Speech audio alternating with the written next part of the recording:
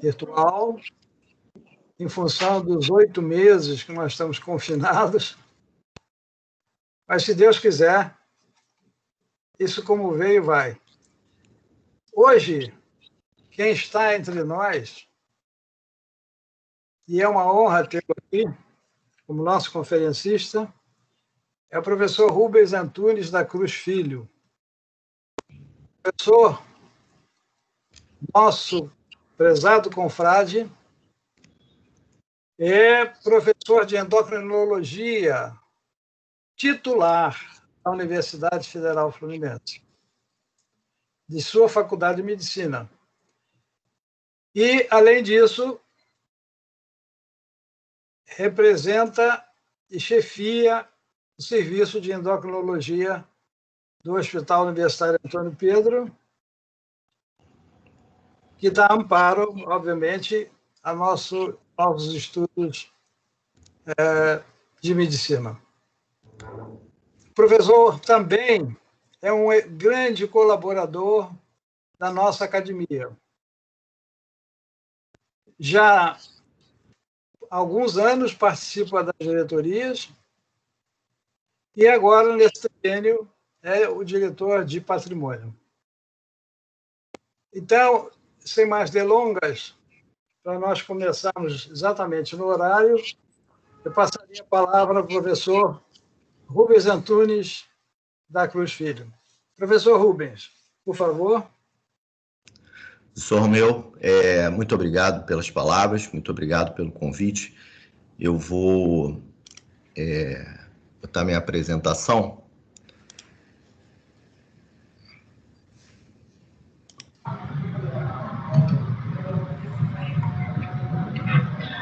Boa tarde a todos.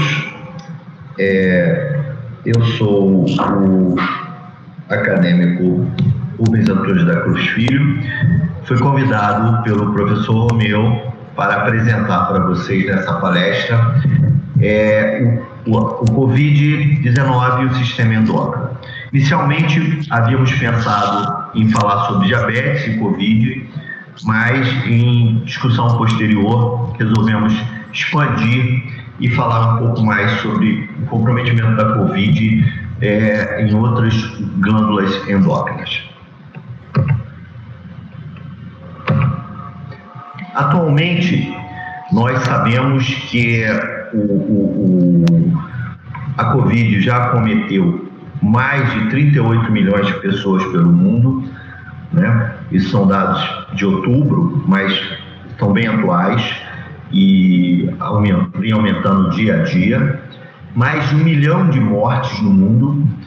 Já no Brasil, nós estamos com mais de 160 mil mortos. 15% dessas pessoas que são infectadas têm doença pulmonar de forma moderada a grave. E o Covid afeta todo o organismo e nós desconhecemos todas as manifestações clínicas dessa doença. Mas, e como fica o sistema endócrino? Né? Como fica o sistema endócrino quando o indivíduo é acometido pela Covid? Hoje nós sabemos que existem vários fatores de risco para se ter Covid e para complicar com a Covid. Idade maior que 60 anos, presença de diabetes médica, obesidade, hipertensão arterial, doença cardiovascular e imunossupressão, por exemplo. Mas eu gostaria de destacar essas 3 coisas aqui. O diabetes, a obesidade e a hipertensão arterial, que são componentes da chamada síndrome metabólica, né, que hoje aflige o mundo inteiro e está associado com um aumento de risco cardiovascular. Então, nós vemos que a importância desses indivíduos, da gente conhecer esses indivíduos, das doenças que eles têm, da presença da síndrome metabólica no contexto da Covid e dos fatores de risco, tudo que são fatores de risco tradicionais, mas fatores de risco para doença cardiovascular, mas fatores de risco também para mortalidade, para complicações da Covid e até para se ter a doença. Recentemente, encontrei esse estudo publicado na Nature, né, de uma forma acelerada, né, como está descrito aqui, sobre um risco genético, um fator de risco genético grande para a Covid grave, tá, relacionado à genética de Neandertal. Aqui a gente tem a distribuição desse apótipo, né, do núcleo de Neandertal, que foi encontrado nesses pacientes graves com síndrome respiratória grave, com Covid,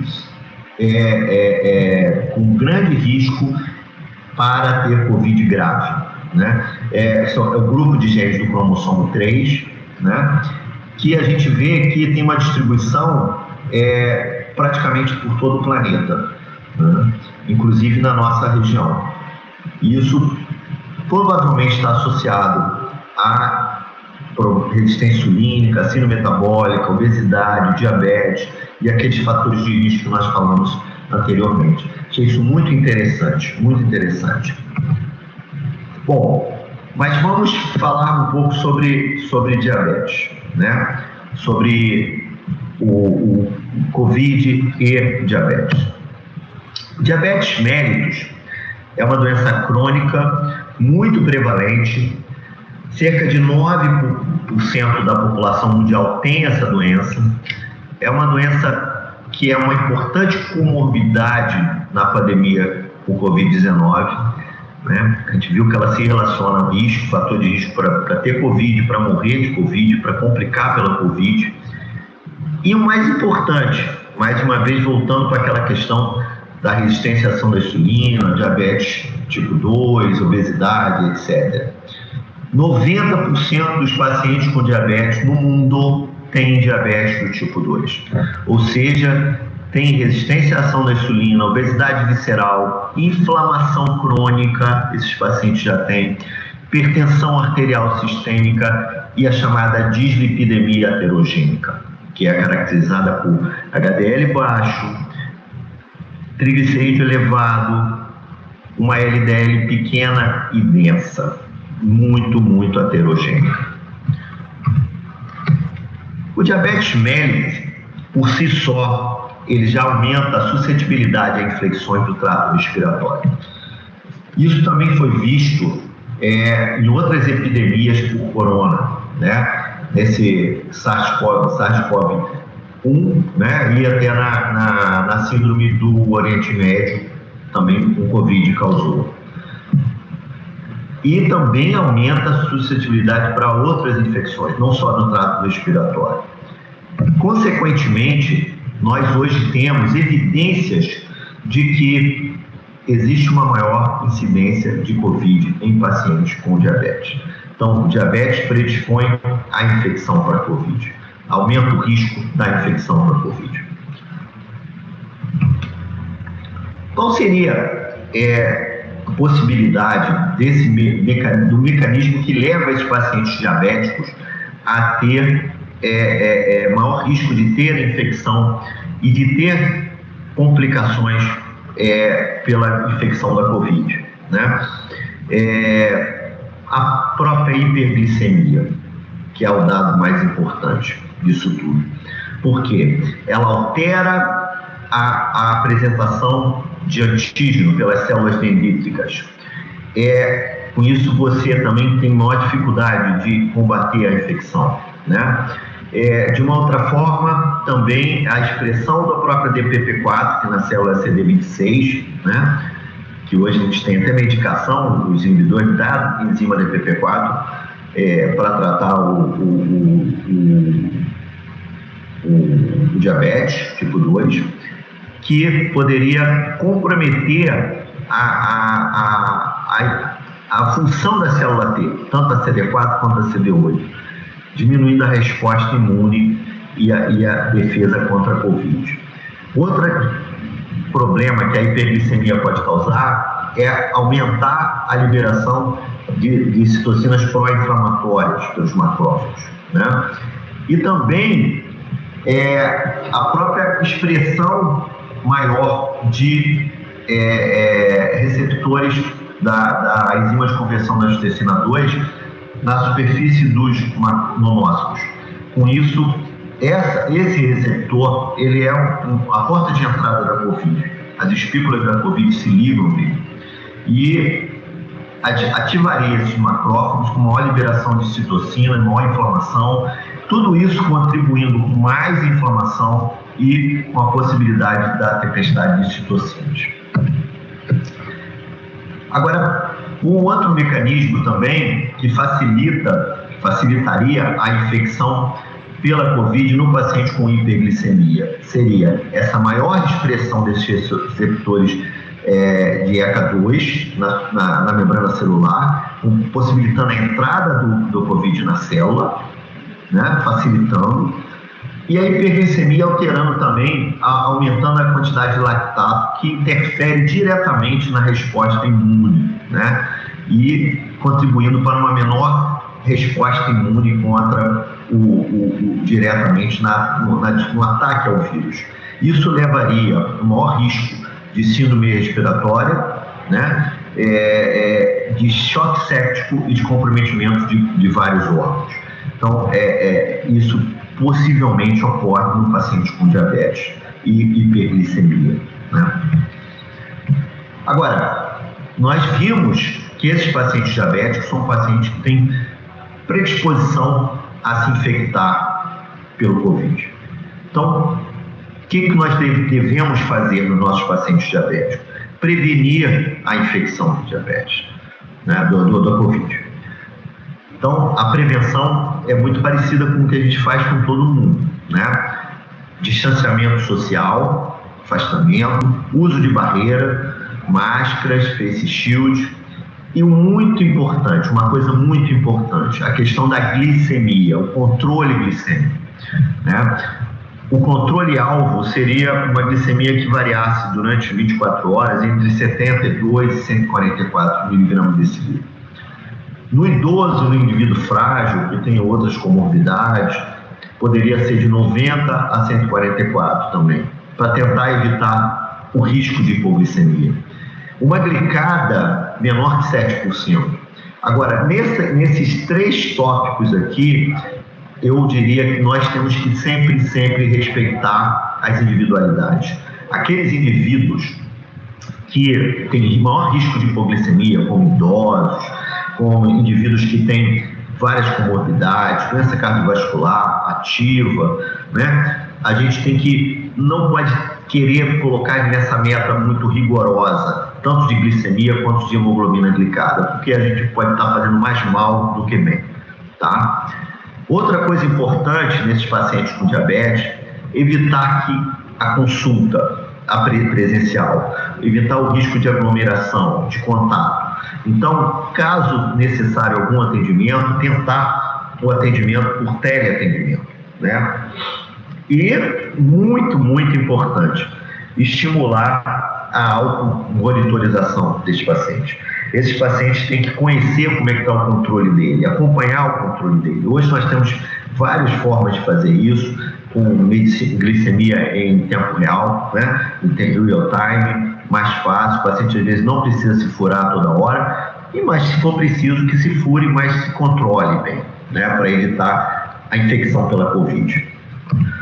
Agora, o que a gente sabe não é muito bom. Quando o paciente diabético tem COVID, né, eles têm uma forma mais grave da doença, uma forma crítica mais frequentemente. Tem alta mortalidade, maior frequência de comprometimento respiratório grave, maior mortalidade, que chega a ser maior que 3 vezes quando você compara indivíduos não diabéticos com indivíduos diabéticos. E uma coisa muito importante nesses indivíduos diabéticos com COVID, sempre pensar na internação precoce, para evitar ter que fazer corrida no hospital, emergência, Então, às vezes, internação precoce, mesmo no quarto, para fazer hidratação, se for necessário, antibiótico venoso, se for necessário, anticoagulação, uso de glicocorticoide e controle também melhor da glicemia, tá? Que a gente vai ver mais à frente que é muito importante manter a glicemia controlada. Logo aqui a gente vai ver. Esses diabéticos internados com Covid, o que se viu em vários estudos é que a glicemia média, quando é maior que 180 mg por decilitro, a gente tem a inflamação é muito maior, a gente vê com maior IL-6, maior dedímero, maior linfopenia, maior leucocitose, maior lesão pulmonar pela tomografia computadorizada, maior hipoxemia, com saturação menor que 95%, maior comprometimento pulmonar, né? Maior doença pulmonar, maior agressão renal, maior coagulação intravascular e maior quantidade de choque séptico nesses pacientes com glicemia mais alta. Então, a internação precoce, você pode controlar mais rigorosamente a glicemia nesses pacientes diabéticos com Covid e se antecipar a gravidade da doença. Porque quando interna, já que mantém glicemia muito alta, a média maior que 180, tudo é pior. E a gente sabe disso, porque comparando indivíduos com diabetes e hiperglicemia mal controlado, né, isso tem um efeito negativo na infecção por Covid. Agora, aquele indivíduo bem controlado, né, com bom controle glicêmico, o melhor controle glicêmico, mesmo que eles tenham infecção pela Covid, eles vão ter o melhor prognóstico e o menor risco de complicações. Aqui, com relação às drogas, né, que a gente pode usar para tratar drogas orais e insulina no paciente ambulatorial ou no paciente internado.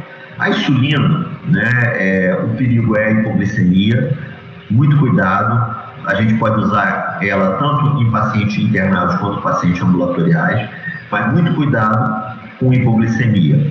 E usar a insulina rápida ou ultra rápida, se for necessário, para manter a glicemia no alvo, a média da glicemia boa, abaixo de 180, se possível.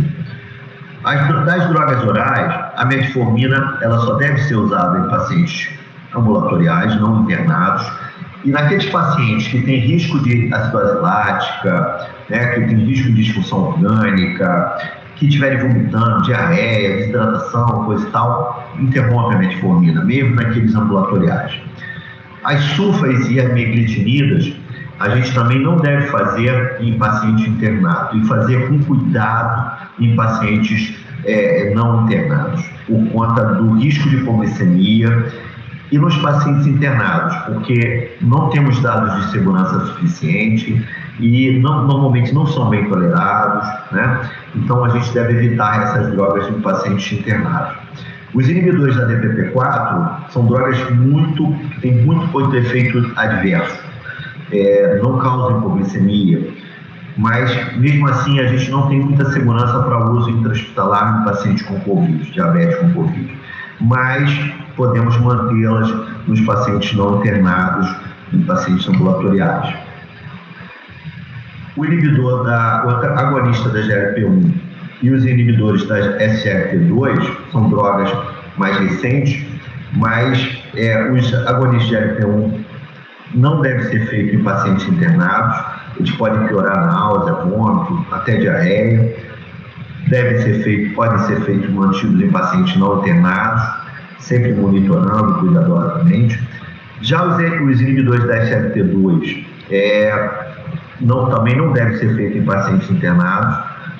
E nos pacientes ambulatoriais que tiverem risco de hipotensão, estiverem desidratados, e de você identificar uma queda muito grande na produção de insulina, muito cuidado com cetoacidose, pode acontecer, tá? E nos pacientes um pouco mais velhos, questão da hipotensão, porque eles podem perder muito sódio na urina, e aí tem que ter muito cuidado, às vezes mesmo no indivíduo ambulatorial tem que ser suspensa a droga. Aqui, só para mostrar para vocês as assinaturas imunes, né? da Covid em pacientes com diabetes e hipertensão, tratados com inibidor da DPP4, inibidor de ECA e ARA, né? A gente vê aqui, essas linhas pontilhadas são os indivíduos normais, né, saudáveis. E tem várias citocinas, né, aqui.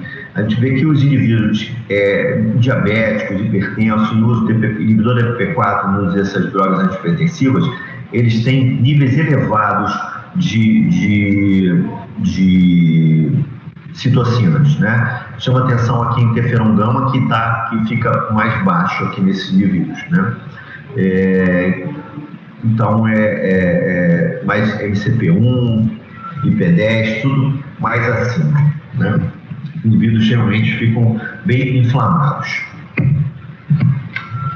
E ainda com relação às drogas antidiabéticas, nós temos que lembrar o seguinte: a cloroquina, que teve muito em voga, muita discussão, se faz, se não faz, não tem evidência, né, de que isso ajude muito o paciente com Covid, né? Por enquanto a gente não tem, mas se for opção de algum colega fazer para um paciente diabético, muito cuidado naqueles que estiverem em uso de drogas secretoras de insulina, tipo sulfa ou biglitinidas, e também pacientes que usam insulina, porque pode aumentar o risco de hipoglicemia. Já os inibidores da DPP4, foi visto que na infecção do corona lá, do síndrome do Oriente Médio, maior expressão de DPP4 em camundongos, quanto maior essa expressão, maior a gravidade das AMERS, né?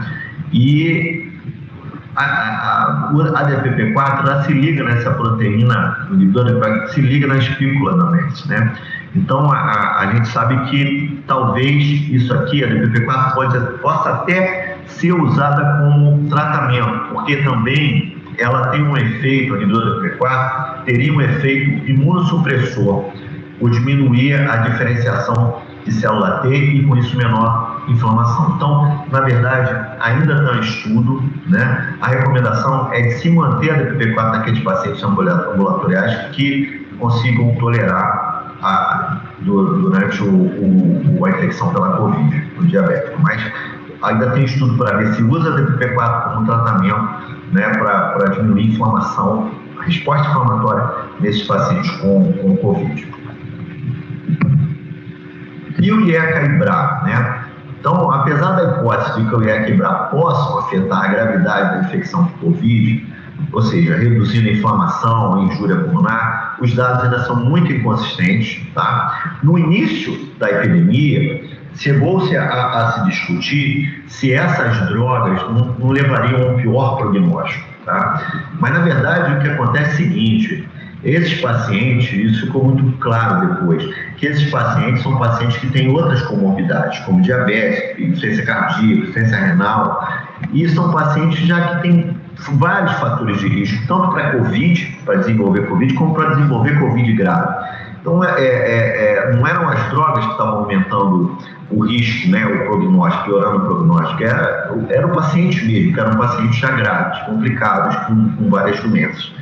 E hoje, os guidelines das sociedades de hipertensão recomendam a continuidade do uso dessas medicações. Não tem nada que tirar a medicação, a não ser que tenha alguma situação específica que leve você a retirar essas medicações. Então, a suspensão não deve ser estimulada, hipótese alguma. Bom, a gente falou de diabetes, né, e Covid, até do tratamento com drogas antihipertensivas. Mas agora vamos falar um pouco sobre eixo hipófise adrenal, né? Bom, os hormônios de suprarrenal, eles são importantes na resposta ao estresse, né? Aí a gente pode falar de estresse psicológico, o estresse físico, no estresse infeccioso, tá? O cortisol e a epinefrina,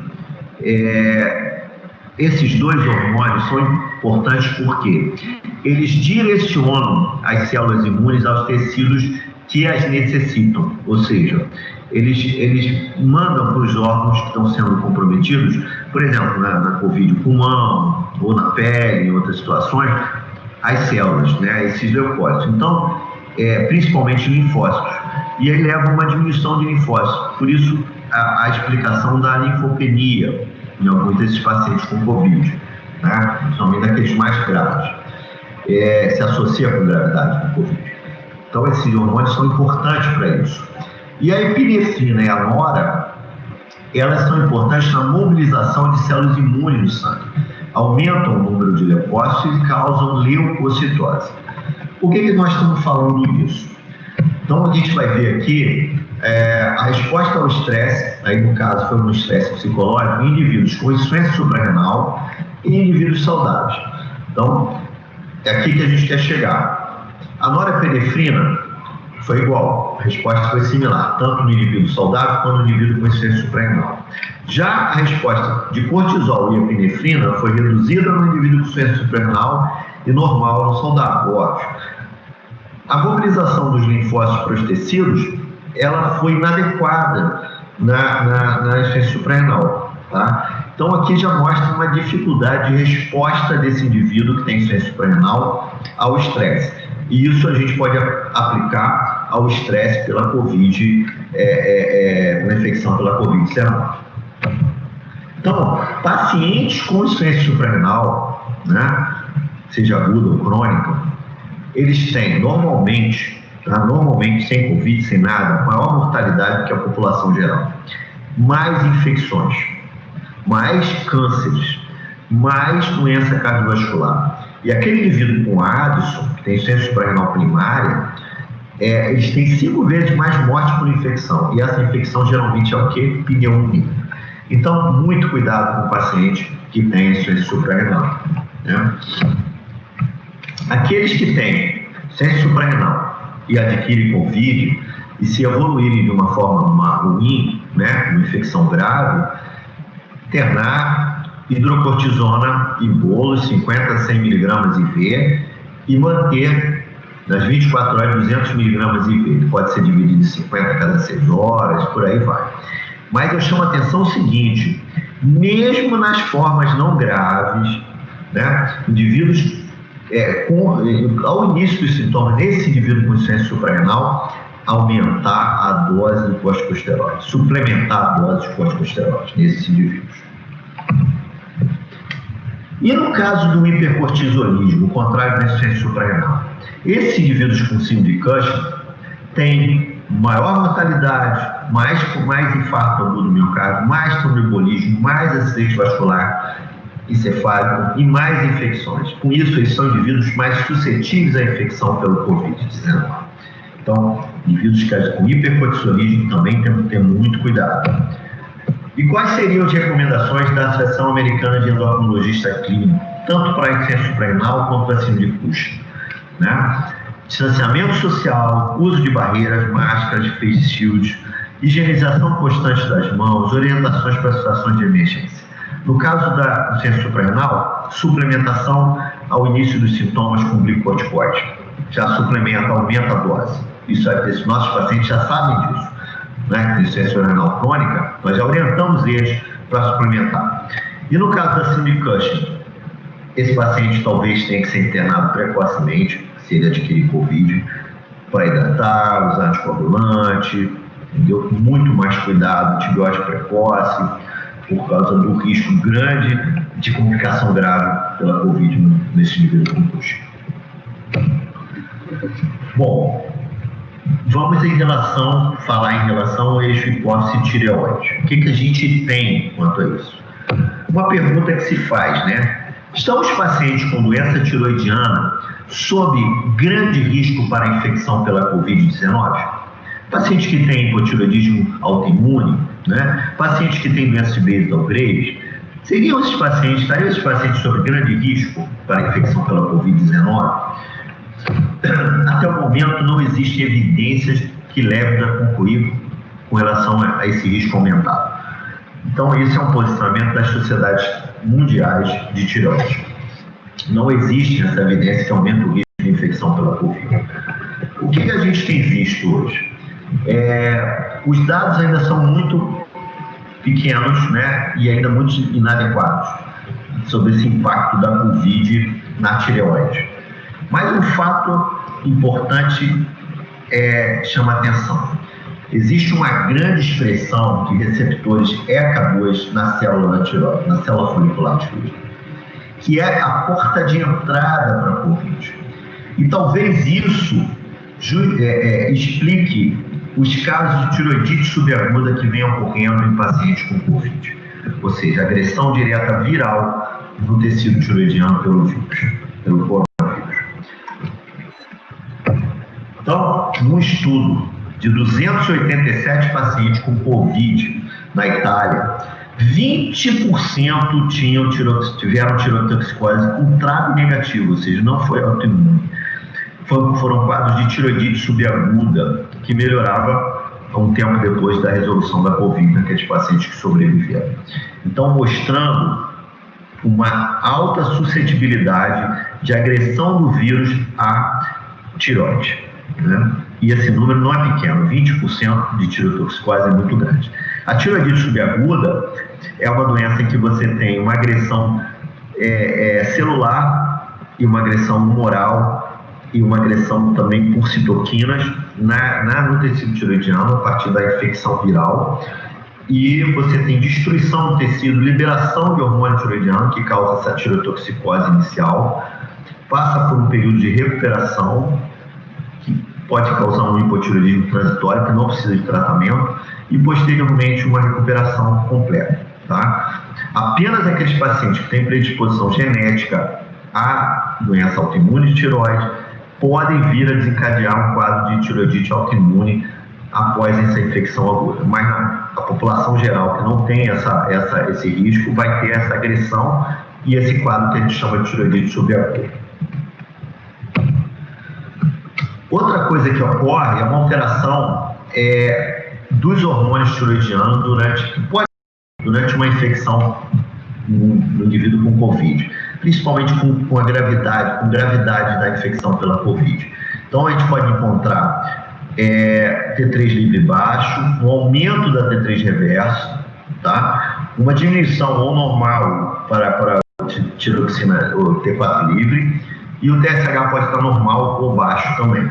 Então, isso ocorre em toda infecção grave, tá? E não é diferente no caso da infecção pela COVID. No estudo retrospectivo, pacientes com COVID moderado a grave, ocorreu uma diminuição do TSH e uma diminuição do T3 total. O que é similar a pacientes que não têm COVID, mas estão internados com pneumonia também grave. Então, isso é um resultado da infecção, do quadro infeccioso, na verdade. Bom, em relação ao osso e à paratireoide, o que nós podemos levantar aqui? Existe um possível interesse, né, no uso da vitamina D na mitigação da COVID, que a gente vai falar em seguida, rapidamente. Poucos dados do impacto da COVID na paratireoide do osso. O maior foco tem sido aquelas pacientes ou pacientes que usam medicação injetável para tratar a osteoporose, por causa do risco de ir até o local para receber essa medicação, principalmente o bisfosfonato intravenoso, né?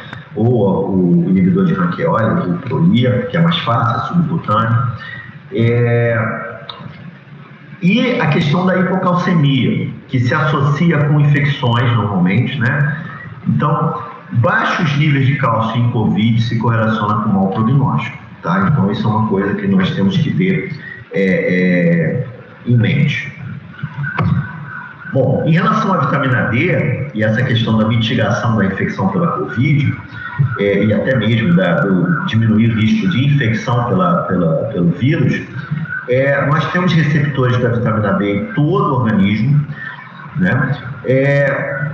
A vitamina D participa da resposta imune inata, da resposta imune adaptativa, diminui a expressão de citocinas pró-inflamatórias, aumenta a expressão de citocinas anti-inflamatórias, estimula a imunidade inata celular pela indução de peptídeos antimicrobianos e ajuda a manter a integridade da barreira física celular. Então, a vitamina D, que na verdade não é uma vitamina, é um hormônio, porque tem um efeito muito semelhante aos hormônios de esteroide, com receptor citoplasmático e ação nuclear, né? Ela tem esse efeito imune, que a gente hoje até usa para tratar algumas doenças imunes, né? Como diabetes tipo 1 e mesmo vitiligo, né? Então, talvez ela pudesse ser usada para a gente ajudar no tratamento da doença ou até para prevenir infecção pela Covid, por conta desses mecanismos todos que a gente vê aqui de ação. Então, algumas evidências, né, da vitamina D e Covid, a gente vê que taxas maiores de mortalidade e infecção no país da Europa, onde você tem a população com baixos níveis de vitamina D, aumento da taxa de mortalidade em países mais ao norte, latitudes mais altas, mais ao norte, também indivíduos com pouca vitamina D. Então, isso poderia ser evidência, né, de que a vitamina D é importante nessa resposta aí à infecção pelo vírus. E hoje, as recomendações da Endocrine Society para esses indivíduos é manter uma suplementação para todo mundo, na verdade, mas aquele que tem risco para a infecção pela Covid e aqueles que estão infectados pela Covid, uma suplementação com 1.000 a 4.000 unidades por dia de vitamina D e manter a 25-hidroxy B3 maior ou igual a 30 nanogramas por ml. E por fim, eu vou falar um pouquinho, muito pouco, porque tem muito pouca coisa ainda estabelecida, com relação ao eixo hipófise-gonadal, né? A gente sabe que existe uma expressão aumentada de ECA2, né? Nos ovários, na vagina, no útero, tecido endometrial, no testículo, principalmente na espermatogônia, nas células de Leydig, na célula de Sertoli. Isso é importante, como eu falei anteriormente. Esse receptor de ECA2, ele é a porta de entrada para o vírus na célula. Então, nesses tecidos, com relação ao potencial ataque, a gente nós podemos mostrar especificamente com relação à área genital no homem, principalmente no homem, que tem muita essa expressão, principalmente no testículo. Então, nós podemos encontrar uma agressão direta provável do vírus ao testículo, com uma redução na produção de testosterona. Vamos encontrar um aumento do LH,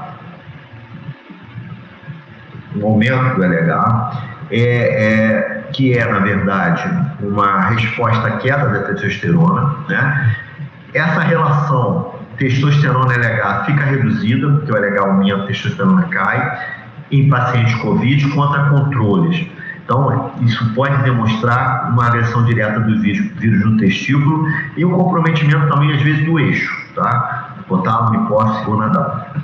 Mas muito desse aumento de LH é resposta à queda nos níveis de testosterona.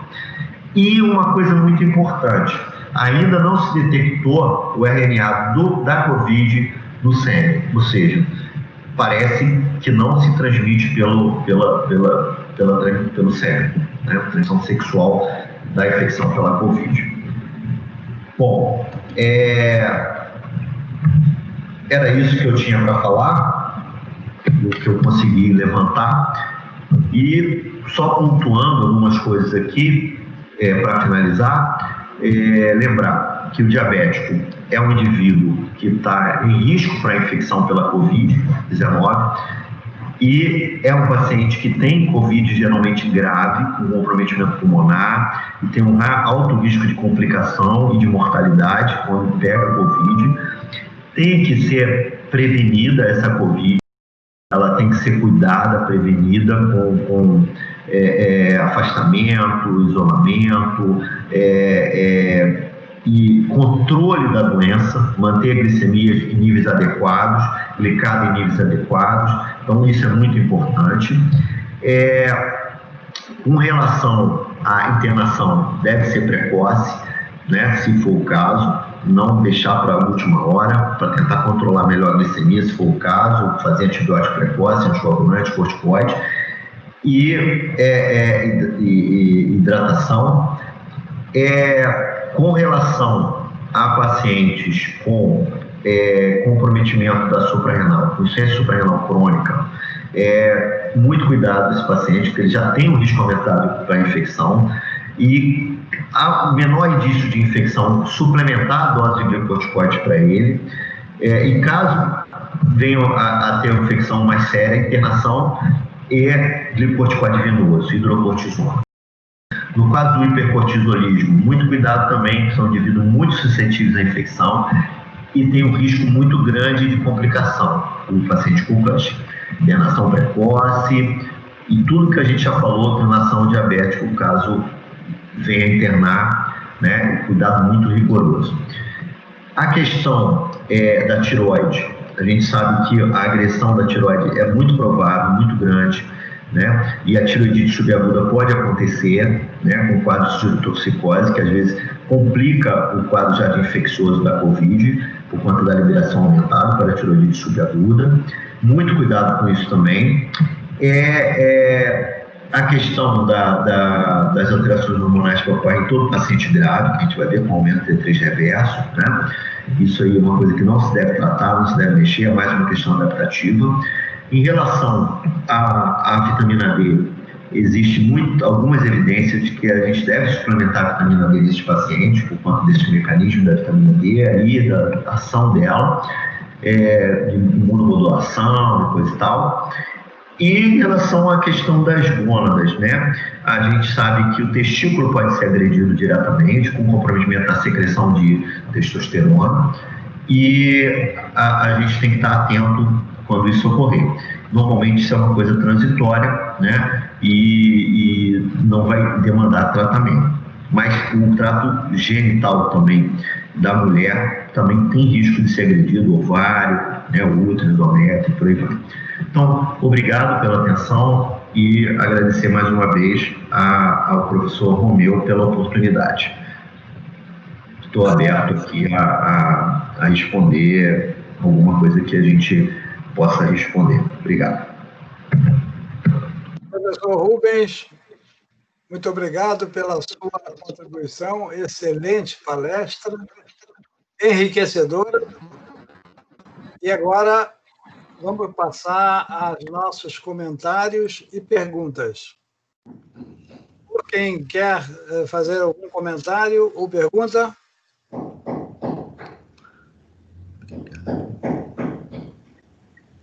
Rubinho, primeiro quero parabenizar, realmente, eu achei que ficou muito legal, em vez de falar só do diabetes, falar do nosso sistema endócrino. Agora, como que a gente consegue, você, de tudo que você estudou agora, você consegue entender por que isso? Por que esse vírus consegue pegar todos os sistemas, a riqueza que é o nosso sistema endócrino, e ela consegue tocar todas as glândulas? Você conseguiu se satisfazer com o que você leu? Como é que você poderia colocar para nós assim, essa grande realidade que nós estamos passando, né? Professora Vilma, o que eu busquei na literatura, eu procurei bastante, principalmente em revistas da Sociedade de Endócrino, da Sociedade da Endocrine Society, da Sociedade Europeia, e até em revistas de não endócrino. E o que eu encontrei o que parece que mais assim predispõe e leva o vírus a atacar os tecidos, e principalmente os tecidos endócrinos, é essa expressão de ECA2, né? Isso parece que é uma porta facilitadora, uma porta de entrada para esse vírus. E talvez não seja à toa que a gente tenha muita resposta no pulmão, né? Muita agressão no pulmão. E a gente sabe que o que me impressionou, eu tinha lido, pelo menos dos meus pacientes com Covid, os diabéticos e mesmo os outros que têm outras doenças, não vi comprometimento da tireoide, pelo menos não foi detectado, né? Mas, assim, um daqueles estudos que eu citei é um estudo do David Cooper, que é um grande estudioso da American Thyroid Association, de tireoide, E ele falou essa questão é muito comum o comprometimento da tireoide, no caso da tireoide. Então, me surpreendeu em torno de 20% de tireoidite nos pacientes com tirotoxicose, com Covid. Então, eu acho que possivelmente é isso, essa expressão de ECA2, né, que a gente tem. Agora, é surpreendente realmente, porque a gente vê vários casos de pessoas que têm a Covid, convivem com outras pessoas e as outras pessoas não têm nada, nem às vezes têm anticorpo. Então, é uma doença estranhíssima, né? Ela parece que escolhe a dedo a pessoa para comprometer, né? Então, é uma coisa... Você falou do cromossoma 3, né?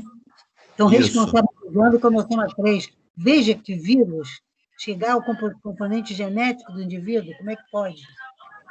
Você vê que esse artigo é muito interessante, porque você começa a remontar a nossa formação genética, né? A nossa composição genética. Então, indivíduos hoje, a gente sabe que tem mais essa genética antiga, né? Vamos chamar assim, de Neandertal, por exemplo, são indivíduos que têm maior risco de ter doenças metabólicas, né? Maior risco de ter doença metabólica, porque eles têm um mecanismo poupador muito grande. Então, isso me surpreendeu bastante, porque a presença desses cromossomas, dessa genética, né, desses apótipos, nesses pacientes com doença respiratória grave, isso foi uma coisa bem interessante. Vê que é um artigo que não é um artigo publicado em qualquer lugar, foi publicado na Nature, né, que é uma revista, vamos dizer assim, talvez a revista que tem o maior fator de impacto do mundo, né? Então, é um negócio surpreendente, realmente. Ok, obrigado, Rubinho, parabéns. Nada. Professor Luiz Augusto. Professor Luiz Augusto. Oi, liguei, estou desligado. Boa tarde para todos. Boa tarde. Parabéns ao Rubens. Sua palestra foi, além de muito esclarecedora, foi muito clara, de tal forma que quem não é da especialidade conseguiu captar muito bem toda a mensagem. Parabéns. Eu só queria fazer uma pergunta a respeito dos pacientes que são diabéticos, né, e desenvolvem uma insuficiência suprarrenal e que necessitam de usar corticoide. Eu queria que desenvolvesse um pouco mais esse raciocínio, por favor. Eu acho que... obrigado, professor, pelas suas palavras, né? O paciente que tem diabetes, algumas vezes, aqueles pacientes mal controlados, eles, por longos períodos, eles desenvolvem uma neuropatia autonômica e podem comprometer a secreção mais de catecolaminas, né? E a gente viu que e às vezes vão parar com a professora Vilma lá na neurologia para a gente tratar, e às vezes tem que fazer suplementação com mineralocorticoide. Esses pacientes podem ter, se for o caso, né, eles podem ter uma resposta inadequada ao estresse, e vão ter uma resposta inadequada ao estresse infeccioso, e especificamente no caso aí a Covid. Se você somar o problema da hiperglicemia, que é uma coisa muito clara também que eu encontrei na literatura, é que os indivíduos com diabetes mal controlados, que têm glicemia, o ponto de corte poderia ser em torno de 180, como eu coloquei na apresentação, a média, eles têm uma maior suscetibilidade à infecção e maior risco de ter infecção grave. Então, somaria duas coisas: a dificuldade da resposta pela hiperglicemia, né, e também a da liberação de catecolaminas, principalmente na mobilização das células imunes, né, que é muito importante. Porque a gente encontra nesses pacientes graves com Covid, sendo diabéticos ou não, uma linfopenia. E a gravidade, quanto maior a linfopenia, maior a gravidade da Covid. E essa linfopenia, na verdade, ela é boa. Ela, na verdade, entre aspas, é boa. Ela é um sinal de gravidade, mas ela é boa, porque ela está direcionando as células inflamatórias, principalmente linfócitos, para os tecidos. Mas não é o que a gente quer. Na verdade, é porque, no caso da Covid, isso leva a mais inflamação nos tecidos. Então, aí que vem aquela questão também da gente usar o inibidor da DPP-4, né, que é essa droga para tratar diabetes, tem vários aí no mercado, como inibidor da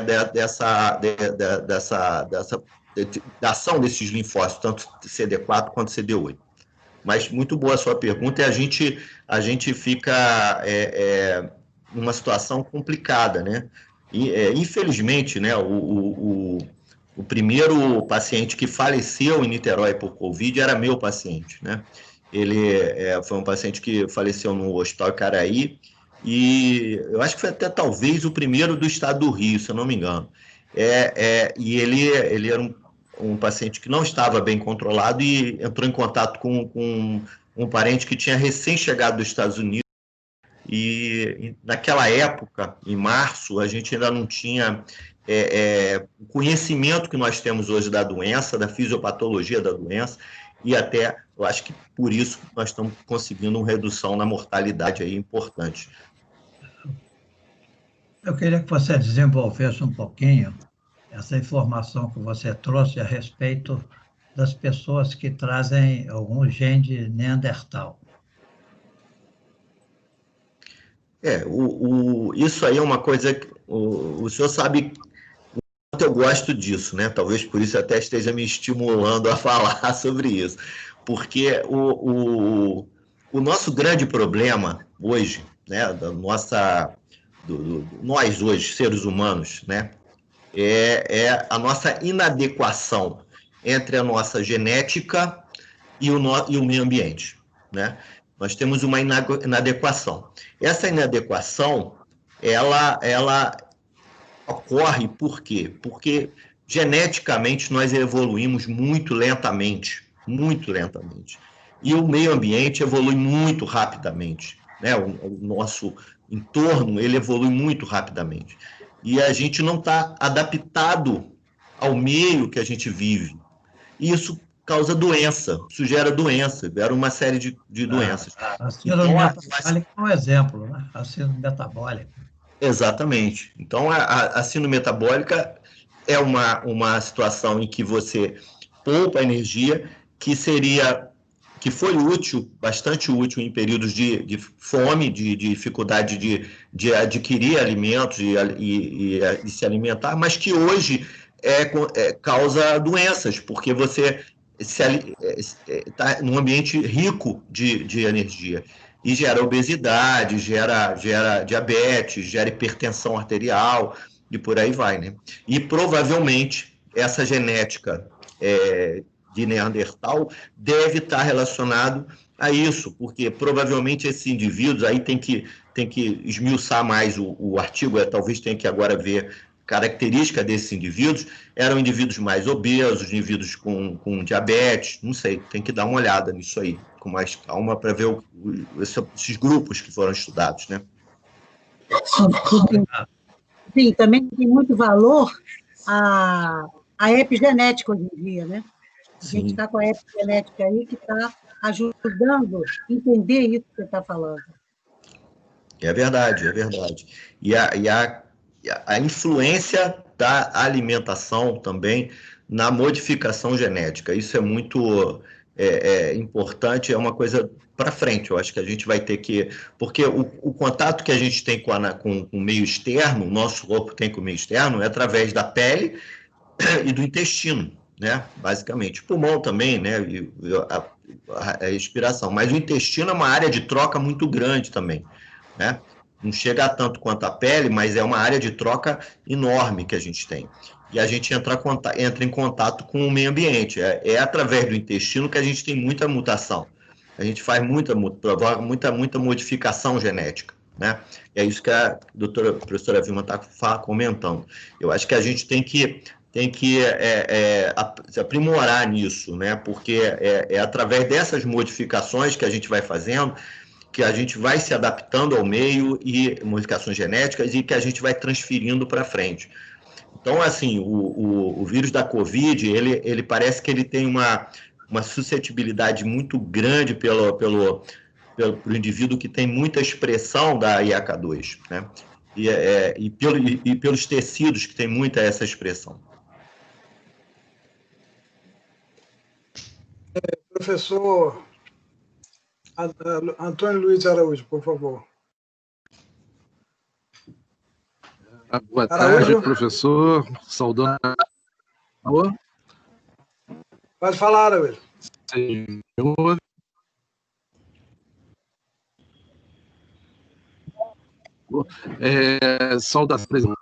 Saudação a todos os confreiras e confrades e parabenizar ao confrade Rubens da Cruz Filho pela excelente palestra, ensinamentos, conhecimentos bastante atualizados, e eu gostaria de participar levando um questionamento, aliás, dois, com relação à neuropatia diabética.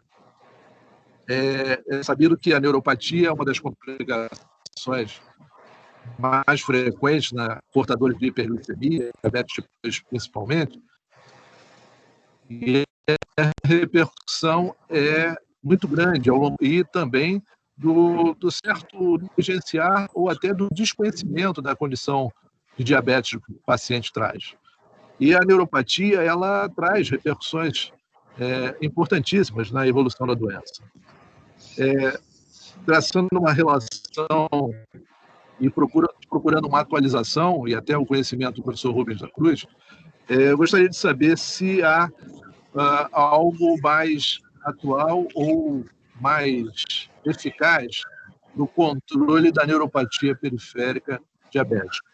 E também se ele teve oportunidade, então a segunda questão, de ter algum conhecimento de inadequado uso de determinados medicamentos para a neuropatia diabética durante a vigência do Covid. Pacientes diabéticos desenvolveram Covid e drogas controle da neuropatia tiveram que ser suspensas para não complicar mais a situação daquele paciente.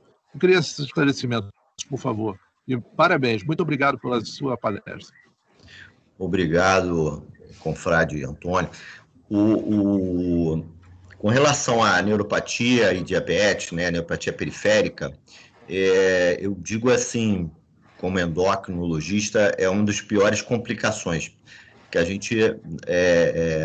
Por quê é uma das piores complicações? Porque hoje nós não avançamos muito no tratamento da neuropatia. O importante, né, é a questão do diagnóstico precoce e tentar controlar precocemente. Mas eu acho, né, eu vou até falar o porquê que eu acho isso, que eu vou falar, eu acho que existe também, até para as complicações no diabetes, uma predisposição genética. E para a neuropatia não é diferente. Eu vou dar um exemplo de um paciente que eu acompanho ele há muitos anos, mais de 10 anos, desde 2002, desde o diagnóstico dele com diabetes. Ele sempre foi muito bem controlado, com glicada em torno de 5 e pouco, sempre controlou muito bem o diabetes, super controlado. Esse paciente começou subitamente com um quadro de uma neuropatia periférica, né, com diminuição de força muscular, inclusive também, comprometendo e eu suspeitei de outra doença. Suspeitei até de outra causa, porque eu falei, isso não pode ser neuropatia. Ele não tinha retinopatia, não tinha comprometimento microvascular. Esse paciente foi a um colega nosso, também, da academia, foi avaliado, e, na verdade, o diagnóstico foi de neuropatia diabética. Então, mesmo estando muito bem controlado. E hoje, infelizmente, a gente não tem um armamento terapêutico adequado para tratar esses pacientes. E quando a lesão já está estabelecida, você já tem a desmielinização, aí então não tem como reverter, sempre fica a sequela. Então, assim, a questão de tentar controlar o diabetes seria o ideal, mas aí esse exemplo que eu dei de um paciente muito bem controlado tem dificuldade desenvolve a neuropatia, né? Isso me deixa a gente meio desamparado, né? E com relação às drogas que se usa para tratar e a COVID, obviamente que, assim, numa situação não crítica, uma situação que não tenha necessidade de internação, for uma neuropatia periférica, a gente deve suspendê-la, sim, é a minha opinião. Em algumas situações deve suspendê-la. Mas, na maioria das vezes, em caso ambulatorial, pode se manter. Não sei se a professora Vilma também pode contribuir uma coisa em relação à neuropatia. Rubens, você tem toda a razão. É muito difícil hoje em dia nós tratarmos a polioneuropatia, principalmente, como você falou, se ela for axonal. Quer dizer, se há um comprometimento grave de axônios, de raiz, de mielina, fica muito complicado. O que nós temos feito hoje é usar pregabalina, gabapentina, para, pelo menos, melhorar a dor do paciente e fazer uma reposição alimentar adequada para ele e fisioterapia. Atividade física para tentar salvar essa musculatura, você aliviar o paciente da dor, porque hoje em dia a gente faz biópsia, você detecta realmente que tipo, e se é uma polioneuropatia hereditária, familiar, entendeu? Mas o tratamento em si, houve época de que a gente fazia citoneurin, vitamina B12, mas que hoje realmente não tem muito valor. Então, você tem que fazer um tratamento alimentar bom, atividade física, uma fisioterapia adequada, e tirar a dor do paciente com pregabalina ou gabapentina. Realmente é muito desagradável, porque se deixar, ele vai se tornar incapacitante, com uma marcha muito irregular. Agora, se é funcional, então, não funciona.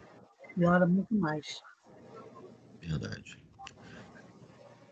E a senhora acha que tem uma predisposição genética para esse tipo de complicação, alguma coisa desse tipo?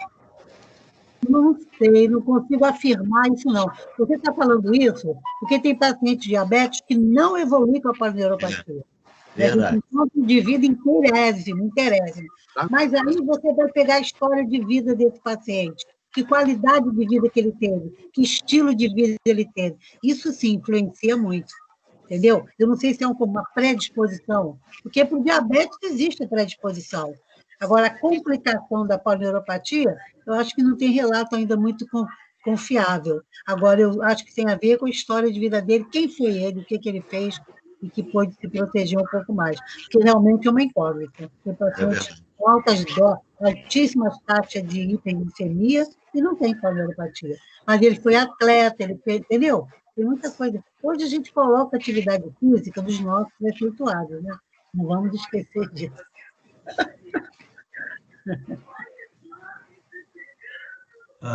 Rubens, antes de terminar, só para a gente espairecer um pouco, eu queria te dar os parabéns por essa paisagem que você colocou aí atrás. Essa paisagem tem vamos dizer assim, um duplo aproveitamento. Primeiro, ela é muito bonita. Mas, segundo, você corre o risco da gente se perder na palestra e na paisagem. Infelizmente, comigo não aconteceu uma coisa nem outra. Eu apreciei a paisagem e apreciei a sua palestra. Obrigado. É verdade. Rubens, essa foto foi minha foto. Rubens, uma pergunta. Nós sabemos que o diabético tem uma mortalidade maior do que o não diabético. Mas eu fiquei surpreso com os números que você colocou. realmente entre 2% e 3% do indivíduo normal, 7% a 8% do indivíduo diabético, de mortalidade. É muito alta. Eu perguntaria a você, a incidência, evidentemente que os sendo diabéticos já tem uma infecção que facilita a entrada de qualquer doença, de qualquer vírus, de qualquer virose, de qualquer bacteriose. Mas eu perguntaria, a incidência é maior do COVID no diabético do que no não diabético? Ou é igual? Incidência? É maior no diabético. O diabético tem maior risco de ter doença. Agora, a mortalidade, eu tenho a impressão que eu peguei esses dados do que a gente teve agora, tudo isso foi desses 10 meses para cá, né, para trás. Um pouquinho mais, né, porque na Europa o negócio pegou fogo mesmo lá no final do ano, início do ano. Então, eu tenho a impressão que hoje, com o aprendizado que nós já temos, a gente vai conseguir salvar mais vidas de pacientes diabéticos que tenham a infecção. Por quê? Porque aquela questão, você vai tratar precocemente, não vai deixar ele complicar gravemente,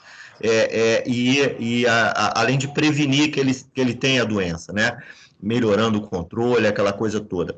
Mas também a gente aprendeu a tratar, né? Perdeu-se o medo de fazer corticosteroide, mesmo que você precise fazer insulina, você vai fazer corticosteroide. Então, eu recentemente tive alguns pacientes que tiveram Covid, tiveram que internar, mas internaram não... Alguns até foram parar na UTI, mas, na minha opinião, desnecessariamente, né? Não foram entubados, ficaram no quarto e recebendo antibiótico venoso por um período, mas saíram bem, não tiveram queda da saturação, mas não muito, mas conseguiram sair bem, responder bem ao tratamento e sair da doença. Então, eu acho que a gente hoje, se a gente for avaliar daqui para frente, nós vamos ver que talvez essa mortalidade diminua nos pacientes diabéticos com Covid. Com o tempo, né? Deixa eu só fazer uma pergunta. Quando eu quero que o paciente... Porque o paciente diabético ele é muito descrente. Ele tem um conceito de que tem açúcar no sangue. Então, ele banaliza muito uma doença gravíssima, né? E aí, o que você acha dessa minha conduta?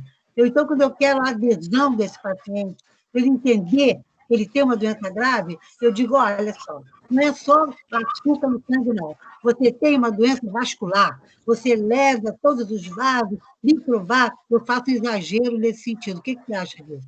Não, eu acho que o grande problema do diabetes, do tratamento do diabetes, a ignorância, vamos dizer assim, né? O desconhecimento que o paciente tem da doença, né? E o problema também grande é que a maioria dos pacientes tem o que a gente chama de diabetes tipo 2, que é uma doença muito complexa. Ela não é só, eu costumo dizer, recentemente até dei uma aula lá na cardiologia, né? A pedido do professor Nani, a glicose alta é o final do túnel, é o final do caminho.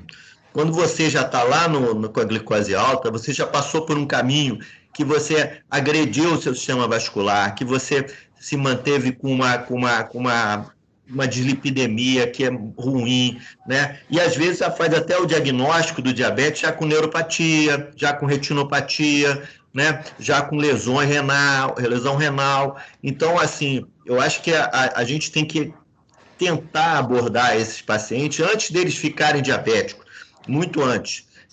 Lá na frente, você tem parente diabético, tem pai, mãe diabético, você tem que ter um estilo de vida diferente, você tem que ter um cuidado maior ao longo da sua vida, né? Porque se viver o normal, como todo mundo vive, vai invariavelmente evoluir com diabetes, e quando fizer o diagnóstico, às vezes vai fazendo um leito de uma UTI, de uma unidade coronariana, pós-infarto, por exemplo. Mas eu acho que a professora Vilma está correta, eu acho que a gente tem que chamar a atenção para a pessoa que não é só a glicose alta, A glicose é uma luzinha lá no final do túnel, mas é uma luz vermelha, não é uma luz branca, é a luz vermelha.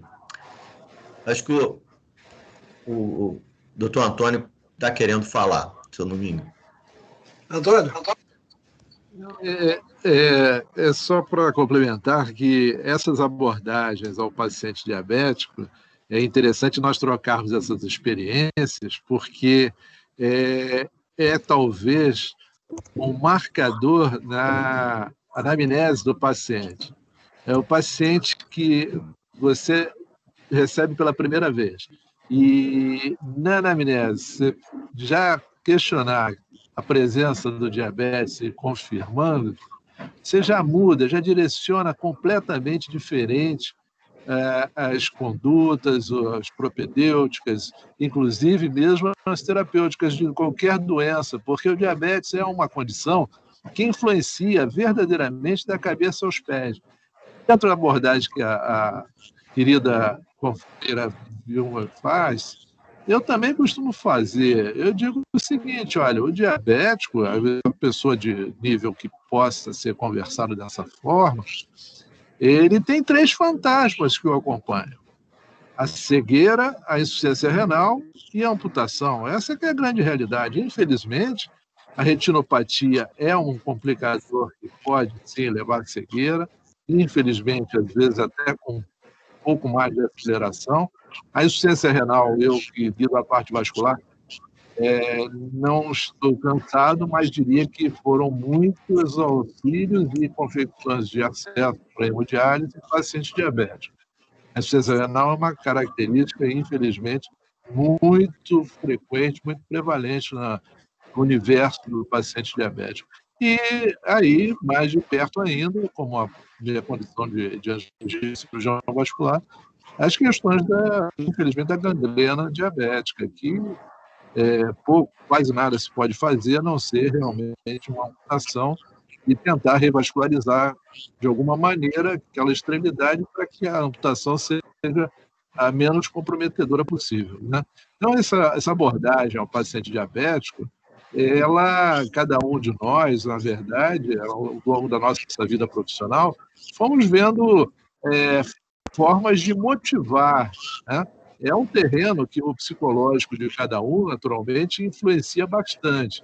Mas, quando eu vejo oportunidade, eu alerto quanto a esses fantasmas da cegueira, da insuficiência renal e da amputação. Infelizmente, tem que ser dessa maneira. É claro que não é generalizado, mas é uma abordagem que deve dar uma verdadeira, entre aspas, uma sacudida no paciente, porque ele tem realmente uma condição que tem que mudar completamente o estilo de vida.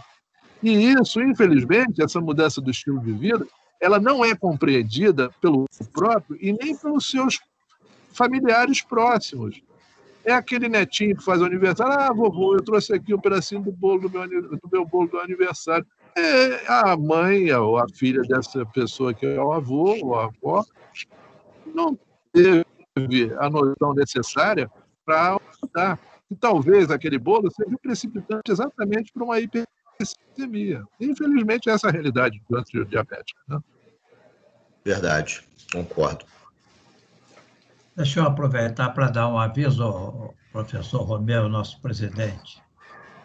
É o seguinte, que a nossa revista da Acamerge, número 9, referente ao primeiro semestre desse ano, ficou pronta e já está sendo enviada para os senhores. Eu dou esse aviso por 2 motivos, né? Primeiro, porque consegui viabilizá-la do ponto de vista financeiro, com um trabalho grande aí do presidente. E consegui acertar as matérias também para a revista, de forma que ela ficasse atrativa e não perdesse o seu formato. Também foi um trabalho grande para mim como o editor da revista. Então, eu espero que os senhores recebam bem essa revista. Está sendo enviada ou pelo correio ou por mensageiro. E se alguém precisar mais algum número, quiser oferecer para clientes do seu consultório, etc., lá na Acamerge está à disposição. Muito obrigado. Eu queria, em cima das palavras do nosso editor-chefe, professor Luiz Augusto, dizer que já li a revista quase praticamente toda, está muito boa, como todas as anteriores, com alguns adendos até mais interessantes, artigos muito bons. Os senhores devem estar recebendo nos próximos dias, em suas casas, residências, consultórios, e vale a pena ler, porque ela está cada vez melhor. Professor Rubens, eu quero, finalizando, agradecer a sua presença, dizer da sua palestra enriquecedora, valorizando muito o nosso canal científico virtual e, evidentemente, que o professor Rubens já é um participante assíduo das nossas atividades científicas. Eu agradeço por mais essa contribuição e agradeço também a todos os confrades que participaram e enriqueceram-na com as discussões, pontos de vista e perguntas tão interessantes. Professor Rubens, muito obrigado. Obrigado, eu que agradeço. É uma honra. Agradeço. Estou à disposição. Está encerrada a sessão. Obrigado, professor.